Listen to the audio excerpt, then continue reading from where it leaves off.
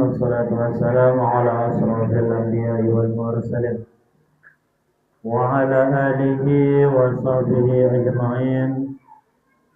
رب اشرح لي صدري ويسر لي أمري واحلل عقدة من لساني يفقهوا قولي. سبحانك لا علم لنا إلا ما علمتنا إنك أنت العليم الحكيم ولا حول ولا قوة إلا بالله العلي العظيم. نويت التعلم والتعليم والتذكر والتذكير والنفع والانتفاع والأفادة والاستفادة والحث على تمسك بكتاب الله وسنة رسوله والدعاء على الهدى والدلالة على الخير وابتغاء مرضات الله بقربه وثوابه. أما بعد. Yang saya hormati Bapak Ibu Dewan Guru yang pikir pada pagi hari ini, yang saya cintai anak-anakku semua, cantik dan santriwati SMP dan SMA IT dan Batul Ummah Al-Islamiyah. Alhamdulillah, puji syukur kita panjatkan kehadirat Allah Subhanahu wa Ta'ala. Pada pagi hari ini kita masih dalam keadaan sehat walafiat, bisa bernapas kembali pada pagi hari ini dalam keadaan damai, tenang, sehat, sentosa. Alhamdulillah, hari ini kita sudah berada pada tanggal 15 daripada bulan Syawal. Itu artinya tinggal 15 atau 14 hari lagi kita akan memasuki bulan suci Ramadan. Tanggal 15 Syawal ini adalah salah satu hari yang mulia, lebih-lebih pada malamnya, yaitu malam nisfu Sya'ban. Tadi malam itu adalah malam yang sangat mulia. Kata Nabi, khamsu layalin la turaddu fihinna da'wah. Ada 5 malam yang tidak akan ditolak doa pada malam itu. Yang pertama, awwalul lailatin min Rajab, malam pertama bulan Rajab. Itu kalau kita berdoa di sana, doa kita tidak akan ditolak, akan dikabulkan oleh Allah Subhanahu wa Ta'ala. Yang kedua, Lailatul Nisfin min Sya'ban, malam nisfu Sya'ban atau tadi malam. Itu adalah malam yang sangat diijabahnya doa. Makanya disunnahkan jangan bicara malam nisfu Sya'ban, banyak-banyak berdoa, jangan bergosip.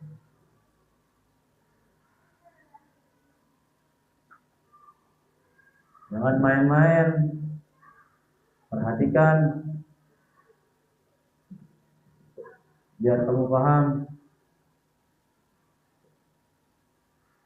Malam nisfu Sya'ban itu salah satu malam yang diijabahnya doa. Yang ketiga, Lailatul Idain. Yang ketiga dan keempat, malam hari raya Idul Fitri dan Idul Adha. Dan yang kelima, Lailatul Jum'ah, malam Jumat. Itu 5 malam kata Nabi yang tidak akan ditolak doa kita. Dianjurkan kita banyak-banyak berdoa pada 5 malam itu. Malam nisfu Sya'ban itu kata Nabi, malam yang di sana ditentukan kembali nasib kita 1 tahun yang akan datang. Siapa yang akan menikah, siapa yang akan mati, siapa yang akan melahirkan, siapa yang akan kecelakaan, siapa yang akan begini begitu. Itu ditentukan pada malam nisfu Sya'ban.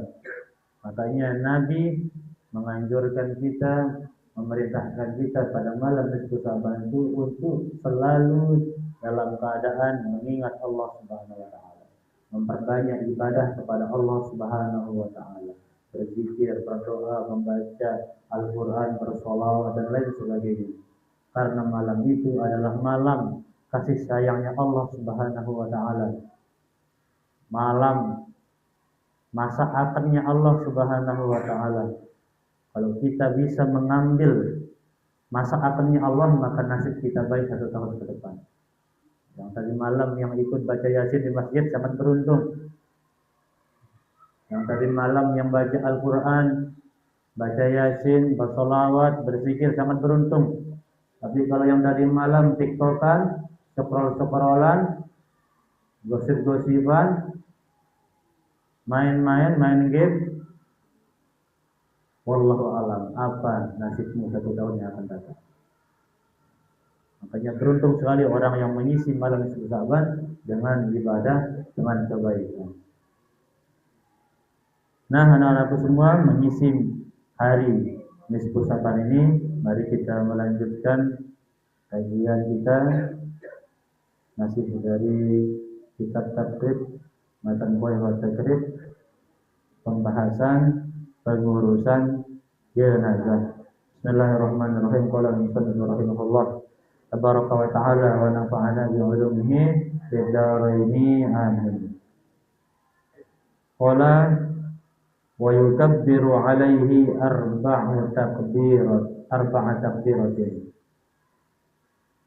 Kemudian bertakbir 4 kali atas si mayit, artinya sholat. Setelah kita mengkafani mayit, kita sudah belajar pada minggu kemarin cara mengkafani mayit laki-laki dan perempuan. Berbeda caranya, sudah kita jelaskan, sudah kalian perhatikan. Kemudian selanjutnya setelah kita mengkafani mayit, baru kita mensolatkannya. Mensolatkannya ini disunnahkan di masjid, ya. Disunnahkan di masjid walaupun tidak apa-apa juga di rumah. Seandainya disolatkan di rumah juga sudah sah. Artinya sudah gugur kewajiban kita. Tapi lebih dianjurkan, disunnahkan, disolatkan di masjid. Nah, orang yang membawa jenazah ke masjid itu ada adabnya. Jadi adabnya, orang yang membawa jenazah ke masjid atau ke kubur itu orang yang mengiringnya itu harus di belakang. Disunnahkan berada di belakang dan tidak ngomong.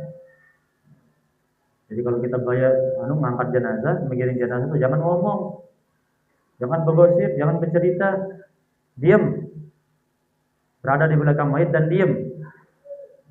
Makanya kalau ada jenazah lewat itu diam dulu. Kalau kamu lewat di jalan, tiba-tiba ada orang yang sedang mengiring jenazah itu, nah, lebih baik diam dulu. Berhenti, matikan motormu dulu. Kasih dia lewat dulu. Kasih lewat. Itu adab kita kepada jenazah yang diiring.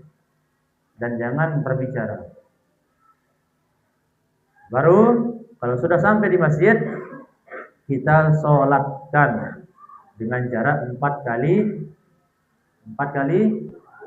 takbir. Perlu diperhatikan adalah yang pertama adalah niat. Jadi rukun dari sholat jenazah itu yang pertama niat. Apa niat kita sholat jenazah? Niat yang paling minimal adalah aku berniat mensolatkan jenazah ini sudah sah. Aku berniat mensolatkan jenazah ini fardu, sudah sah. Atau aku berniat, sebut namanya langsung bisa. Aku berniat mensolatkan jenazah si fulan, fardu atau fardu kifayah, sah. Atau kamu tidak tahu siapa yang disolatkan ini, laki-laki atau perempuan, maka cukup mengatakan aku berniat mensolatkan jenazah yang disolatkan imam.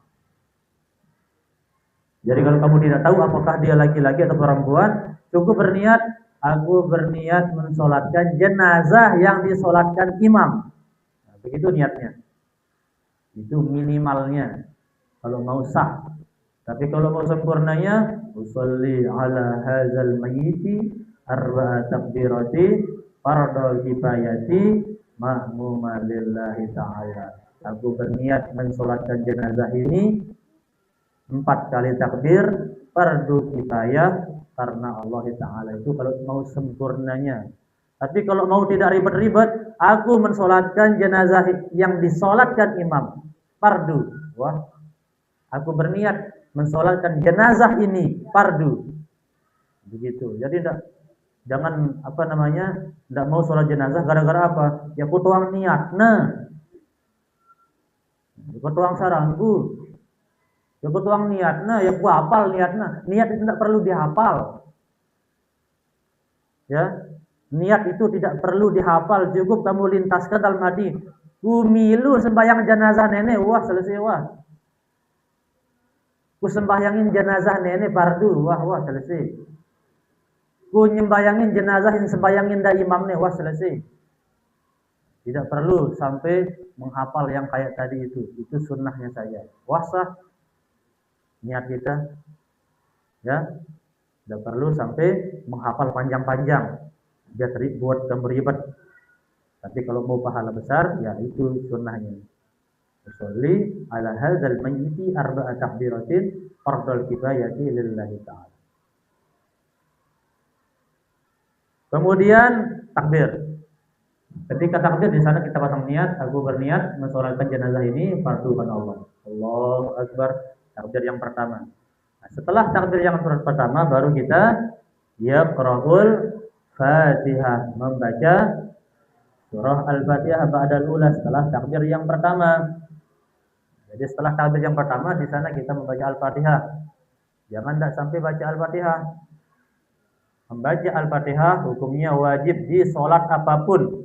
Sholat wajib ke, sholat sunnah ke, sholat jenazah ke, sholat apa aja arna lamun ya baca Al-Fatihah tidak sah sholat kita.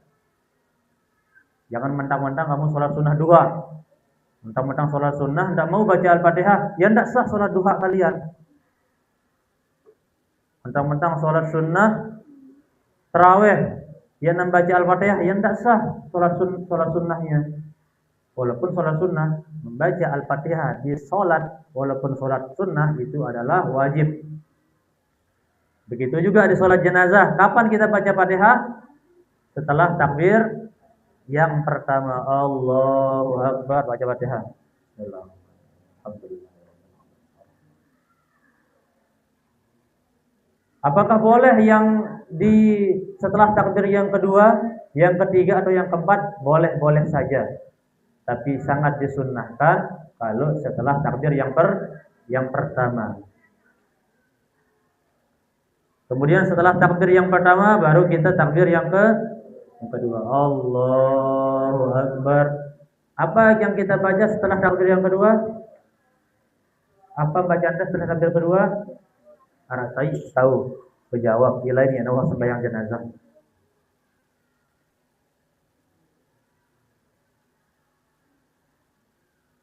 Ini tanda kamu tidak pernah sholat jenazah ini. Ayo jemaah nyembayangin jenazah jemaah. Nama dengan doa takin cowoknya.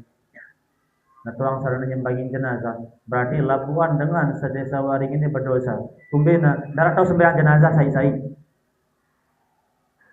Generasi tahun 2045 tidak ada yang bisa sholat jenazah. Labuannya berdosa dengan waringin. Astagfirullah.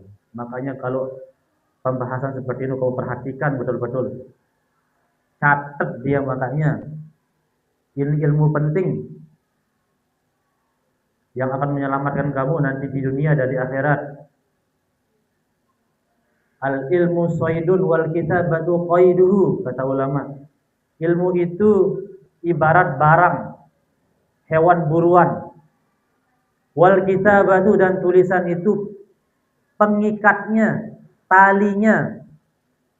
Ilmu ini hewan buruan. Buku tulisan itu pengikatnya, talinya. Qayyid suyudaka bil hibalil wasiqah. Ikat hewan buruanmu dengan tali yang kuat.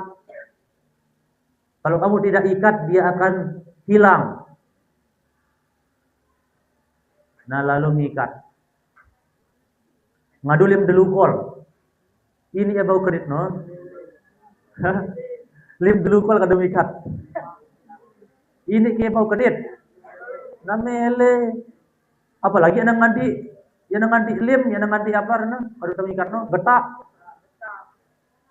Hah? Betak kau kadang mengikat. Namele di bau kerit. Getak kuat takadu, muta mele mengikat. Getak nangka.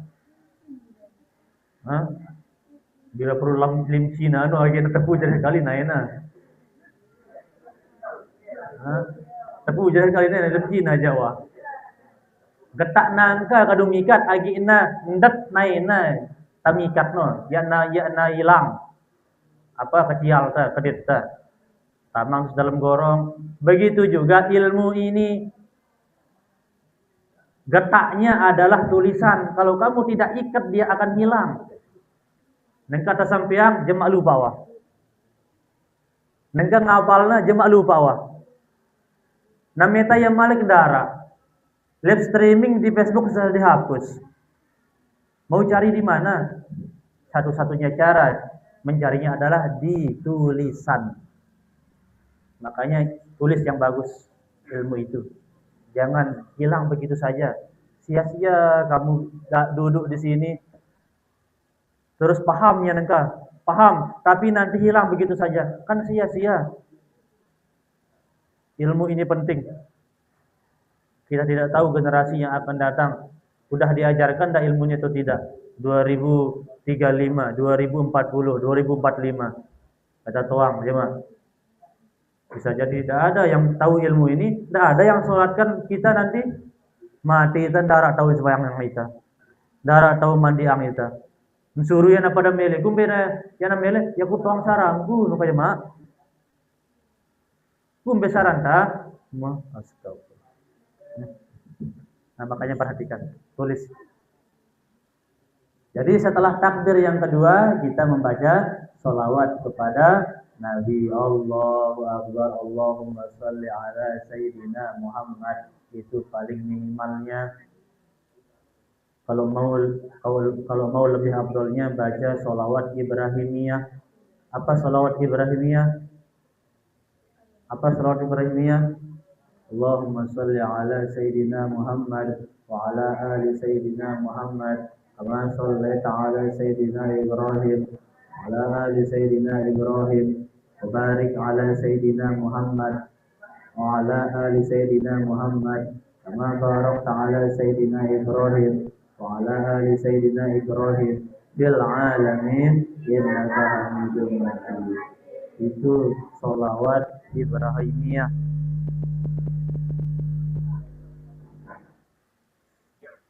Itu sholawat yang dibaca setelah takbir yang kedua, maksimalnya, sunnahnya. Tapi kalau tidak mau ribet-ribet, cukup Allahumma sholli ala Sayyidina Muhammad wahdari.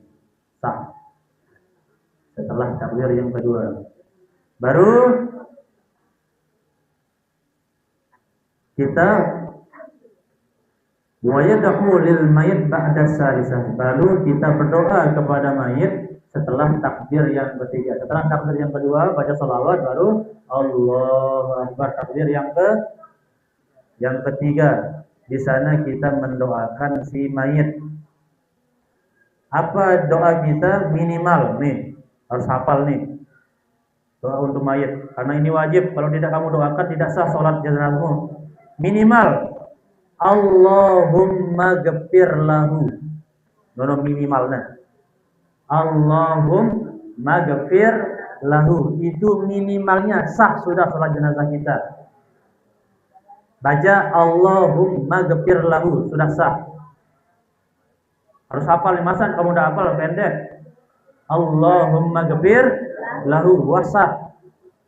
Kalau mau panjangnya Allahumma ghafir lahu warhamhu wa'afihi wa'afu anhu akrim nuzulahu wa simmadaqalahu sampai seterusnya. Itu kalau mau panjangnya. Tapi kalau mau sahnya saja biar sekedar sah, Allahumma ghafir lahu. Cukup sudah sah sholat jenazah kita. Kemudian setelah itu, setelah takbir yang ketiga, baru kita takbir yang keempat. Allahu Akbar. Kalau takbir yang keempat itu doa juga untuk mayit, tapi disunnahkan. Tidak wajib. Setelah takbir yang keempat, disunnahkan kita berdoa lagi untuk mayit, tapi tidak diwajibkan.